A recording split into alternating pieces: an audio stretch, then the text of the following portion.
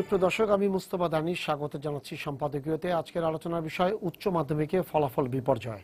আর এ নিয়ে আলোচনার জন্য আমাদের স্টুডিওতে উপস্থিত আছেন অধ্যাপক নজরুল ইসলাম, শিক্ষাবিদ, অধ্যাপক মোহাম্মদ আবু বকর সিদ্দিক, চেয়ারম্যান ঢাকা শিক্ষা বোর্ড, এবং আমাদের মাঝে এখন উপস্থিত হননি সৈয়দ মঞ্জুরুল ইসলাম, অধ্যাপক, ইংরেজি বিভাগ, ঢাকা বিশ্ববিদ্যালয়। তবে আলোচনা শুরুর আগেই চলুন দেখে নিই এখনকার প্রধান সংবাদগুলো।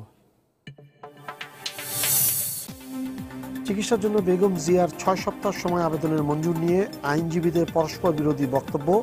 পরবর্তী শুনানি 27 আগস্ট।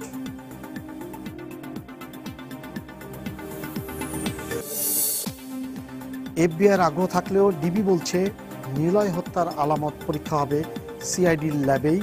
অভিযোগের তীর আনসারুল্লাহ বাংলা টিমের দিকে।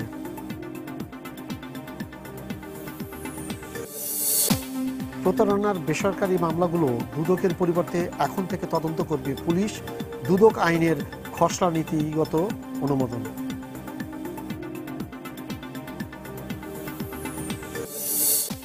দুই দফা পেছানোর পর মিয়ানমার থেকে আজ ফিরিয়ে আনা হলো সমুদ্রে উদ্ধার 159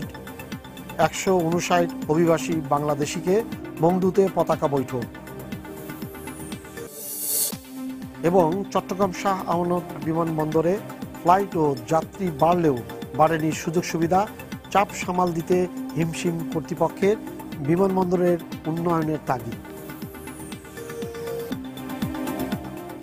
স্যার, এবারের যে রেজাল্টটা চলেছে, দেখা যাচ্ছে যে সার্বিকভাবে সাধারণ শিক্ষা বোর্ডগুলো যেটা ধরেন, যেটা 8টা শিক্ষা বোর্ড আছে, গত বছর তুলনায় এটা প্রায় 10 ভাগ কম। প্রায় 65 ছিল, 75 থেকে 65 হয়েছে। পাশাপাশি জিপিএর সংখ্যা বেশ কমে গেছে, প্রায় 30%-এর উপরে কমে গেছে।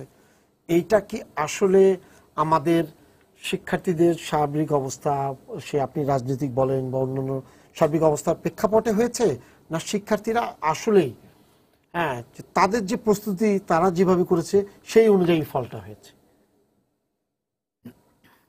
এবারের উচ্চ মাধ্যমিকের ফলাফল আমরা তো পেয়েছি, তো এখানে যারা সফলতা লাভ করেছেন তাদেরকে আমি অভিনন্দন জানাই। আর অন্যদিকে আমরা দেখতে পাচ্ছি যে গত বছরের তুলনায় সার্বিকভাবে পাশের হার কমে গেছে। আপনি বললেন প্রায় 10 ভাগ। 10 ভাগ শিক্ষা বোর্ডগুলোতে। হ্যাঁ, তো 10 ভাগ কমে যাওয়াটা খুবই একটু অস্বাভাবিক, এবং সেই কারণে অনেকেরই দৃষ্টি আকর্ষণ করছে। এক বছরে 10 ভাগ কমে যাওয়া। তার আগের বছর আবার 2013-তে একটু কম ছিল, 74 বোধহয় ছিল। আর 13-তে 14-তে হলো এটা 78, এবারে হয়ে গেল 59। তো ওই যে এক বছরে বাড়লো, অনেকটাই বেড়েছিল, কিন্তু সেটা আবার প্রকৃত বৃদ্ধি ছিল কিনা অনেকে প্রশ্ন করেছে তখন। এখন আবার এই যে কমে গেল, এইটা অবশ্যই এর কতগুলো কারণ তো নিশ্চয়ই আছে, এবং আরো খুঁজলে বিস্তারিত জানা যাবে।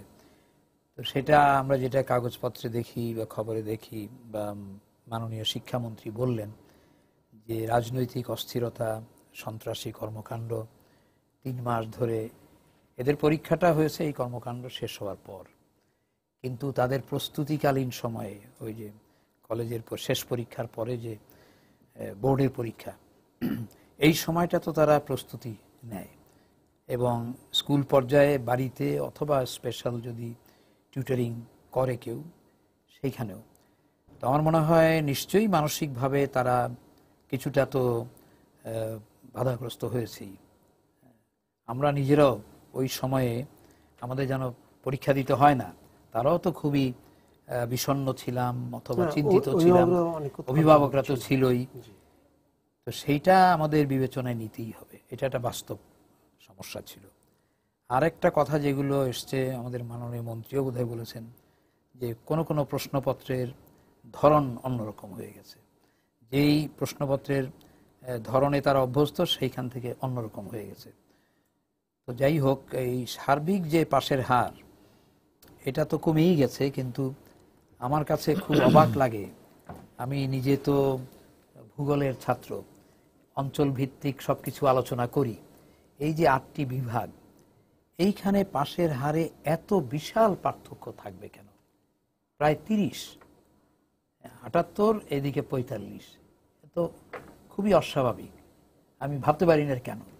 এখানে তাহলে কি ওইভাবে বিচার করবে কেউ যে যেই সব অঞ্চলে রাজনৈতিক অস্থিরতা সন্ত্রাস বেশি ছিল সেইখানে পাশের হার কম? এটা কিন্তু এখন বিশ্লেষণের প্রয়োজন। বা অন্য কোনো কারণ, বা এরা কি আগে থাকতেই, আমি ঠিক জানি না, যশোর বোর্ড কি আগের বছরগুলোতেও এত কম ছিল? টানা খারাপ করে যাচ্ছে গত 4 বছর ধরে। তাহলে তো ওই এলাকা, টানা 4 বছর ধরে ওই এলাকার শিক্ষা ব্যবস্থা নিয়ে আমাদের চিন্তা করতে হবে। এই জিনিসগুলো, এটা চমৎকার যে ভৌগোলিক, স্থানিক বা আঞ্চলিক একটা বিশাল বৈষম্য বা পার্থক্য আমরা দেখি। স্কুলে স্কুলে তো, কলেজে কলেজে তো আছেই, এটা আবার ভৌগোলিকভাবে আছে, বিভিন্ন কারণ আছে, অনেকগুলো ফ্যাক্টর কাজ করবে। এটা নিশ্চয়ই যারা শিক্ষা বিষয়ে গবেষণা করেন তারা এটাকে নিয়ে আলোচনা করবেন, বিশ্লেষণ করবেন। তো যাই হোক, এটা আপনারা বলেছেন যে হেডিংয়েও, শিরোনামে, যে বিপর্যয়। বিপর্যয় সেভাবে বলা ঠিক না, খারাপ করেছে একেবারে। আগের বার 13 সনে ছিল 74, 14 সনে 78, এবারে নেমে গেল, উঠেছিল।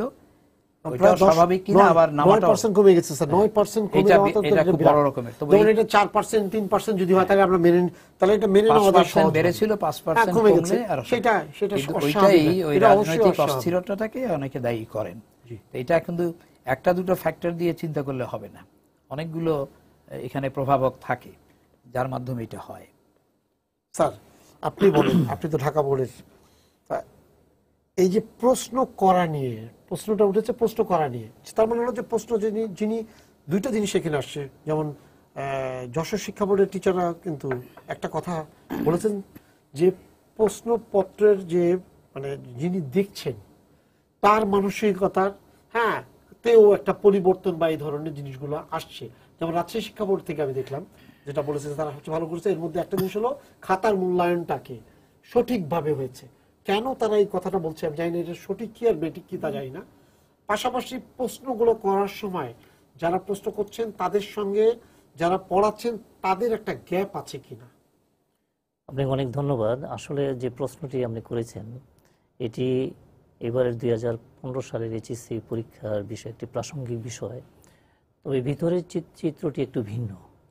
সেটি হচ্ছে যে গত বছর পার্সেন্টেজের কথা একটু বলছেন যে বেশি ছিল, এর কারণ হিসেবে যেটি আমরা শিক্ষা বোর্ড থেকে দেখেছি যে গত বছর সৃজনশীল যে প্রশ্ন পদ্ধতিতে হয়েছিল সেটি অভিন্ন প্রশ্নে সকল বোর্ডে হয়েছিল, 8টি সাধারণ বোর্ডে। কিন্তু এই বছর আমরা 8টি বোর্ডে আমরা যে 32 সেট করি সেটি লটারির মাধ্যমে, সেটি অন্য বোর্ডে, অর্থাৎ ঢাকা বোর্ডের প্রশ্নটা ঢাকা বোর্ডে দেওয়া হয়নি, বা যশোর বোর্ডের প্রশ্নটা যশোর বোর্ড থেকে না দিয়ে অন্য বোর্ডের প্রশ্ন সেখানে লটারির মাধ্যমে দেওয়া হয়েছে। তো যারা প্রশ্ন প্রণেতা এবং যারা মডারেটর তারা যখন ঢাকা বোর্ডের প্রশ্ন প্রণয়ন করেন ঢাকা বোর্ডের বিগত বছরের প্রশ্নগুলোকে দেখে সেভাবে কিন্তু করে। কিন্তু আমাদের এই যে ঢাকা বোর্ডের প্রশ্নটা ঢাকা বোর্ডে না রেখে আমরা অন্য বোর্ডে অত দিয়ে দিয়েছি। এই কারণে যে প্রশ্নের যে ধারা বা ক্রমধারাটা কিন্তু শিক্ষার্থীদের জন্য একটু জটিল ছিল। কারণ আমরা প্রশ্ন ফাঁসের বিষয়টিকে রোধ করতে গিয়ে আমরা 8টি বোর্ডের মধ্যে প্রশ্ন লটারির মাধ্যমে দিয়েছি, যাতে ঢাকা বোর্ডের প্রশ্নটা যেন ঢাকা বোর্ডের শিক্ষার্থীরা না পেয়ে থাকে। এখন ঢাকা বোর্ডের প্রশ্নটি যখন প্রণয়ন করা হয় তখন কিন্তু ঢাকা বোর্ডে যারা অভিজ্ঞ শিক্ষক তারা প্রশ্নটি প্রণয়ন করেন এবং তারা এই পরিমার্জন কাজটিও শেষ করেন। তো কাজেই ঢাকা বোর্ডের যে শিক্ষাদানের বা পাঠ্যক্রমের আলোকে বা যারা শিক্ষকতা করেন তারা সেই অভিজ্ঞতার মাধ্যমে যে প্রশ্নটি প্রণয়ন করেছেন সেই প্রশ্নটি যদি যশোর বোর্ডে চলে যায় বা রাজশাহী বোর্ডে চলে যায় তাহলে কিন্তু সেই ক্ষেত্রে শিক্ষার্থীদের যে প্রশ্নের ধারাটা বুঝতে অনেক সময় তাদের জন্য অসুবিধা হয়ে যায়। কারণ সকল বোর্ডের শিক্ষার মান বা পাঠদানের যে বিষয়টি এক নাও হইতে পারে। যেটা আমরা দেখি যে শিক্ষকদেরকে আমরা যে বিষয়টি বারবার বলে থাকি যে সম্মানিত শিক্ষকবৃন্দ যেন শ্রেণীকক্ষে পাঠদানের উপযোগী হয়ে থাকে, শ্রেণীকক্ষে পাঠদান কার্যক্রম তাকে সুসম্পন্ন করতে হবে। কারণ সৃজনশীল বিষয়ে যেটি আসলে গাইড বই থেকে বা নোট বই থেকে বা সাজেশন নির্ভর শিক্ষাদানের মাধ্যমে কিন্তু সৃজনশীল বিষয়ে প্রশ্নের উত্তর দেওয়া বেশ কঠিন। যদিও আমাদের এটি ইন্ট্রোডিউস হওয়ার পরে আমরা সৃজনশীলের বিষয়ে শিক্ষকদেরকে মাস্টার ট্রেনার এবং তারা মাস্টার ট্রেনার হওয়ার পরে তারা বিভিন্ন প্রতিষ্ঠানে গিয়ে ইনহাউস ট্রেনিংয়ের মাধ্যমে তাদের শিক্ষার্থীদেরকে ট্রেনিং এর ব্যবস্থা সম্পন্ন করেছেন। তবে এই প্রশিক্ষণ যারা কিন্তু গ্রহণ স্যার, এখানে করেছেন, একটা আমার কথা আছে স্যার, আমি এর আগে টিচারের সাথে বলছিলাম, ওনারা কিন্তু একটা কথা বলেন, 3 দিন 4 দিনের জন্য যখন এই ট্রেনিংটা দিয়ে দেওয়া হয়, 3 দিন এবং 4 দিনের ট্রেনিং দিয়ে এই টিচারগুলো, এই শিক্ষকগুলো, হ্যাঁ, যাদেরকে পড়াবে তাদেরকে নিজেরাও বোঝাতে পারে না। এরকম একটা অভিযোগ কিন্তু এখানে আমাদের এটি এখানে- অভিযোগটি সেভাবে আমরা দেখব, কারণ যে প্রশিক্ষণের কিন্তু যে কোনো বিষয় যখন নতুন একটা সিস্টেম প্রবর্তিত হয়, তখন তার জন্য কিন্তু একটু সময়ও দেওয়ার প্রয়োজন আছে। ইন্টেনসিভ ট্রেনিংটা হয় না স্যার। ইন্টেন্সিভ হয়নি, এবং সেই ক্ষেত্রে আসলে শিক্ষকগণ দূর দূরান্ত থেকে আসেন, তারাও একটু তাড়াহুড়া করেন, এবং এই বিষয়ে তারা যেটুকু বোঝার যে চেষ্টা, যে এটা আসলে সৃজনশীল মানে যে শিক্ষার্থীর যে সৃজনশীল যে ক্ষমতা সেটাকে বিকশিত করা, এবং এই ক্ষেত্রে কিন্তু মুখস্থ নির্ভর যে শিক্ষা সেটি কিন্তু সেখানে কার্যকর থাকছে না। এখানে তাকে আন্ডারস্ট্যান্ডিং বা তার চিন্তন প্রক্রিয়ার মাধ্যমে বিষয়টিকে বুঝতে হবে, এবং বোঝার যে ক্ষমতা সেটা তার মধ্যে অর্জন করে দিতে হবে। এবং এটি এটা তো যখনই স্যার করা গ্রামের সম্ভব ক্ষেত্রে হয়, অনেক কঠিন। এটি কিন্তু গ্রামের শিক্ষার ক্ষেত্রে আপনি যথার্থই সাংঘাতিক বলছেন, কঠিন স্যার। শহরের সাংঘাতিক মধ্যে কঠিন, এটা যতটুকু এবং সহজ, সেটা কিন্তু ওই গ্রামের ক্ষেত্রে টিচার, সেটি সম্ভব হ্যাঁ, যা হয়নি। ম্যাথমেটিক্স এরিয়াটা যেটা বুঝাবে স্যার, ওই জিনিসটা ঢাকা বোর্ডের একজন টিচার যেভাবে সুযোগটা পাচ্ছে, বা আরো অন্যান্য লোকের সাথে জানার পরে তার যে মিথস্ক্রিয়ার মাধ্যমে যেটা জানতে পারছে, জি, বিকাশ হচ্ছে, এটা বিকাশ সহজ। হচ্ছে, জি। কিন্তু গ্রামের টিচার তো স্যার একবার বছরে না, যায়। এটা কিন্তু সেভাবে তাহলে স্যার গ্রামের টিচারগুলো কি করে, আমি সেই জানি না, ক্ষেত্রে কিন্তু ওরা পাল্লা দিয়ে এই- এখনো কি করে পাস করছে, এটা নিয়েও কিন্তু আমার এটা যথার্থই বলছেন। সেই ক্ষেত্রে গ্রামের শিক্ষার্থীর ক্ষেত্রে সেটা একটি অসুবিধা হয়ে দাঁড়াচ্ছে, এবং সেটা এই শহরের শিক্ষার্থীদের সাথে তারা তাল মিলিয়ে অসময় আছে। অসময় একটা অবস্থা তাদের মধ্যে লক্ষ্য করা যায়।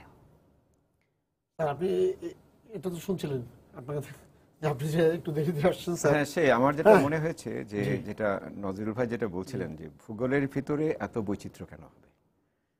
আমরা তো অভিন্ন পাঠদানের দিকে যাচ্ছি, যে মোটামুটি কাছাকাছি মানের 8টা বোর্ডের ভিতরেও কিন্তু মানটা কাছাকাছি, কিন্তু সমস্যা হচ্ছে শহর কেন্দ্রিক যে সমস্ত শিক্ষা প্রতিষ্ঠান কলেজগুলি, সেখানে যে পরিমাণ সুযোগ সুবিধা পাওয়া যায়, গ্রাম কেন্দ্রিক শিক্ষা প্রতিষ্ঠানগুলিতে সেটা ওখানে পাওয়া কিছু যায় নাই না। স্যার। গ্রাম মানে এমনকি যে উপজেলা উপজেলা স্যার, পর্যায়ে, আমি উপজেলার কথা বলেন স্যার, গ্রামের কথা সেটি বলেন না আমি স্যার, উপজেলায় কখনো বলেন। দেখিনি। এবং এই যে তথ্য প্রযুক্তিতে 17 ভাগ বোধহয় উত্তীর্ণ হতে পারেনি, সেটি পরিষ্কার বোঝা যাচ্ছে বিভাজনটা কোথায়। কারণ আমরা ডিজিটাল বাংলাদেশ গড়ার জন্য এগিয়ে যাচ্ছি, কিন্তু গ্রাম পর্যায়ে যে সমস্ত শিক্ষার্থী স্যার, ওখানে আছে, পাঠশালার মধ্যে কোনো জায়গায় এই ডিজিটাল জিনিসপত্রগুলো নাই নেই। স্যার।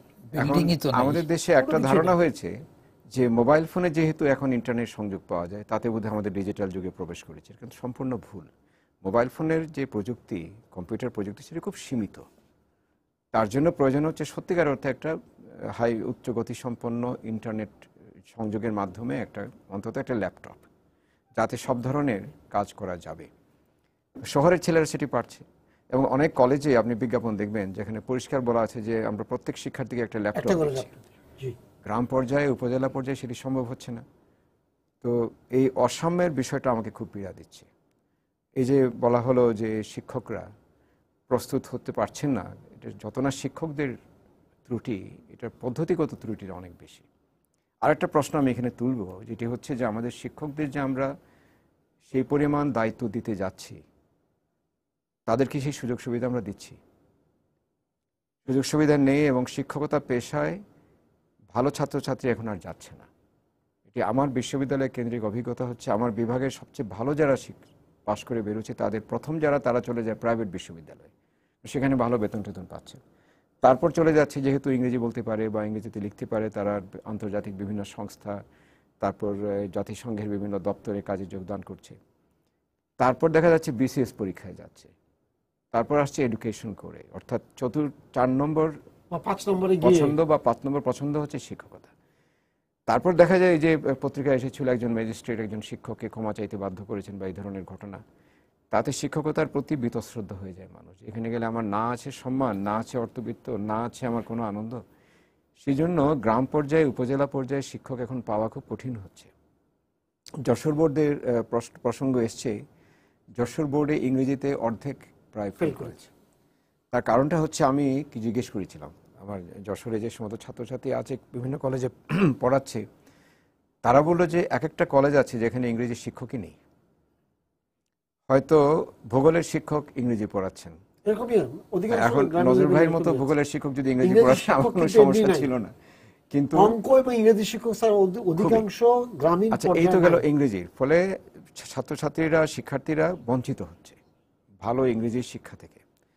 আর বাংলায় কেন বিপর্যয় হচ্ছে, এখানেও একটা বেশ একটা মজার ঘটনা আমি খোঁজ পেয়েছি। সেটি হচ্ছে বাংলা যারা বলছে শিক্ষার্থীরা, তারা এক ধরনের FM ভাষা এখন বলছে, আইতাসি খাইতাসি এই ধরনের ভাষা সবাই বলছে, টেকনাফ থেকে তেঁতুলিয়া। তার সঙ্গে 3টি শব্দের পর একটা ইংরেজি শব্দ ব্যবহার করছে। এটি করতে করতে ইংরেজি শব্দের যে বাংলা একটা বিকল্প সেটি সে ভুলে গেছে। বলতে পারছে। একজনকে আমি জিজ্ঞেস সিনসিয়ারলি কথাটা বলেছে বাংলা বলো তো, অনেকক্ষণ চিন্তা করে সিনসিয়ারলি কথাটা বাংলা পেল না খুঁজে।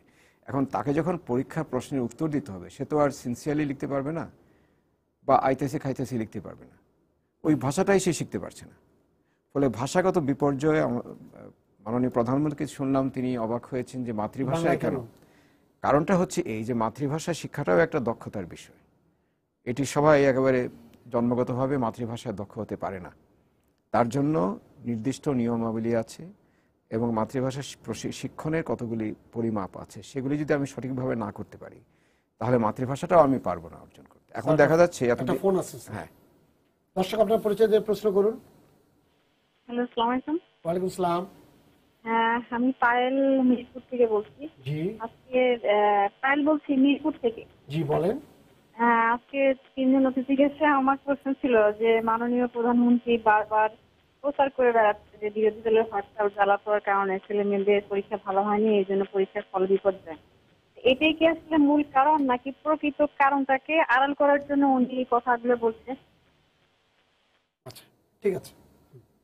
না, ওর প্রশ্নকে বলি যে এটা কিন্তু আসলে আড়াল করার বিষয় না, এটা হচ্ছে যে একটা ঘটনা, এটাই মূল কারণ তা কিন্তু নয়। আমার বিবেচনায় এটা একটা বড় কারণ। কারণ শিক্ষার্থীরা যখন প্রস্তুতি নেওয়ার সময় শেষ দিকে এসে কলেজে অনেকগুলি গুরুত্বপূর্ণ ক্লাস হয় এবং পরীক্ষার সময় হয়তো পিতামাতা ভয় পাবে না, হয়তো ভয় পেলেও চোখ বন্ধ করে বাচ্চাদেরকে স্কুলে পরীক্ষার জন্য পাঠিয়ে দেবে। কিন্তু যখন সন্ত্রাসের সম্ভাবনা আছে তখন ক্লাসের জন্য পিতামাতা সেই সাহসটা পাবে না।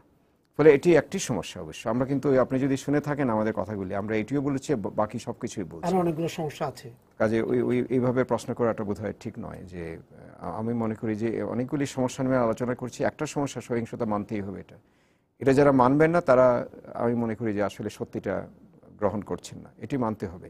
কিন্তু পাশাপাশি আমরা যেগুলি বলছি এখানে উঠে এসছে, আমাদের যে ঢাকা বোর্ডের চেয়ারম্যান সাহেব বললেন যে আমাদের এই সৃজনশীল পদ্ধতিতে যে আমাদের প্রশিক্ষণ দেওয়া হচ্ছে, প্রশিক্ষণ পর্যাপ্ত হচ্ছে না। ফলে শিক্ষার্থীরাও ঠিকমতো বুঝতে পারছে না প্রশিক্ষণটা মানে সৃজনশীল পদ্ধতিতে আমাকে কিভাবে উত্তর দিতে হবে। আর যারা শিক্ষা দিবেন তারাও যথেষ্ট সময় পাচ্ছেন না এটা অনুধাবন করার জন্য।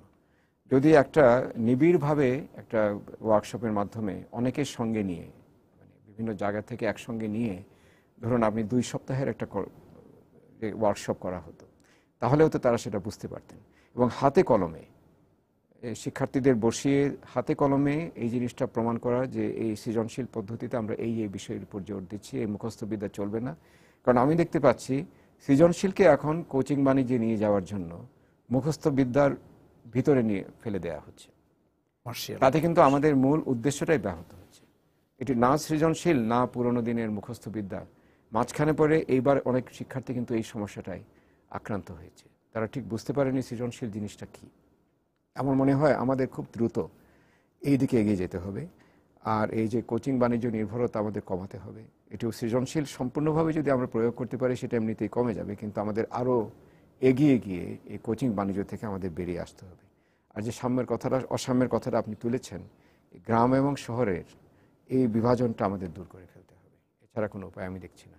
স্যার সেটা হলো যে একই শিক্ষক, স্যার বললেন যে শিক্ষকদের যদি সম্মানটা না বাড়ে, বেতনের এটা না বাড়ে, ওনার পাশাপাশি একই শিক্ষক যখন ক্লাসে বোঝাচ্ছেন, সে শিক্ষক আমি জানি না ক্লাসের সময় বা 40 মিনিট বা এরকমই আছে, তো সেটা কি কম সময় এই শিক্ষকই যখন উনি ওনার বাড়িতে পড়াচ্ছেন বা কোনো জায়গায় কোচিংয়ে পড়াচ্ছেন উনি চমৎকারভাবে বোঝাতে পারছেন, কিন্তু এই শিক্ষক যখন ক্লাসে 50 জনকে বা 40 জন যেটাই হোক পড়াচ্ছেন, তখন ক্লাসের কেউই এই শিক্ষকের কাছে বুঝতে পারছে না। এটার পিছনে কারণটা কি? এই নিয়ে তো বিভিন্ন সময়ে গবেষণা হয়েছে, বিশ্লেষণ এবং আলোচনা, টেলিভিশনেও অনেক কথাবার্তা এসছে। তার মানে এখন শিক্ষাটা এমন একটা বাণিজ্যিক ব্যাপার হয়ে গেছে কিছু মানুষের জন্য, শিক্ষকদেরও কিছু আছে এর মধ্যে। তারা ওই যে কোচিং সেন্টার নির্ভর, যেটা ডক্টর মঞ্জুরুল ইসলাম বললেন, আমরা জানি সেইটা কমানো দরকার। এবার যেমন কলেজে ভর্তি পরীক্ষাটা বাদ দেওয়া হয়েছে, তাই না? এখন কেন্দ্রীয়ভাবে করে দেওয়া হচ্ছে। সুতরাং এইখানে কিন্তু ওই যে কোচিং বাণিজ্যটা অনেকটাই বন্ধ হয়ে গেছে। এরকম যদি আবার বিশ্ববিদ্যালয় পর্যায়ে হতে পারে যে বিশ্ববিদ্যালয়ে ভর্তি পরীক্ষা হবে না, বা এরকমভাবে এখন যেভাবে হয় সেইভাবে হবে না, তাহলে এই উচ্চ মাধ্যমিকের পরে আবার যে কোচিং বাণিজ্য সেটাও বন্ধ হবে। এগুলো বিশদ আলোচনা দরকার, কোথায় কি কিভাবে কি করা যাবে। তো যাই হোক, এই যে শিক্ষকদের আন্তরিকতা লাগবে, এবং তিনি যেইখানে নিযুক্ত আছেন বিদ্যালয়ে, সেইখানে তার কর্তব্য দায়িত্ব পালন করতেই হবে। তারপরে যদি কিছু করে, কিন্তু এখন দেখা যায় তার নজরটা আবার ওই কোচিং সেন্টার বা তার টিউটরিং এ। সেইখানে এখন স্কুলেও তো একটা নিয়ম করে দেওয়া হয়েছে না, স্কুলে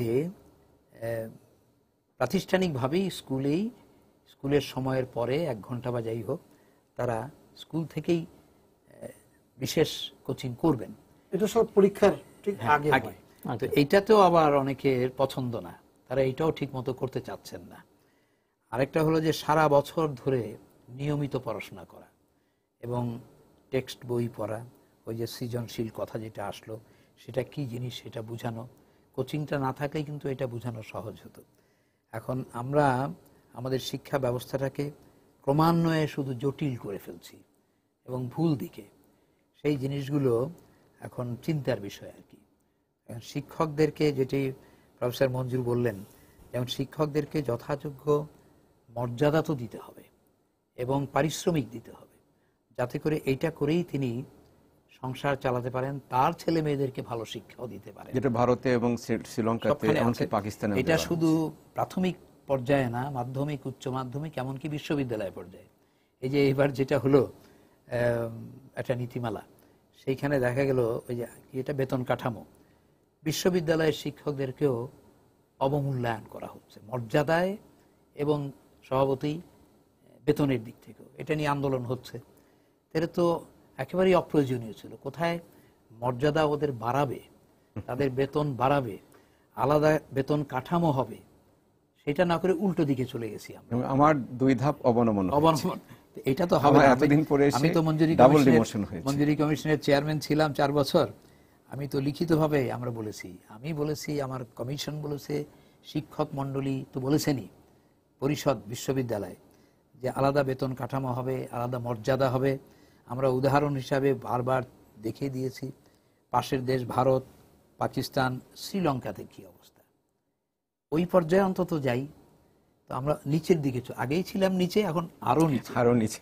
এটা হলো বিশ্ববিদ্যালয়। আজকে বিশ্ববিদ্যালয়ের ব্যাপার না, এই যে কলেজ ব্যাপার, কলেজে অথবা স্কুলে শিক্ষকদের ওরকম মর্যাদার, যেটি মাননীয় চেয়ারম্যান বললেন যে শিক্ষকই তো নেই, একটি বিষয়ে কমপক্ষে 5 জন 3 জন শিক্ষক তো থাকতেই হবে।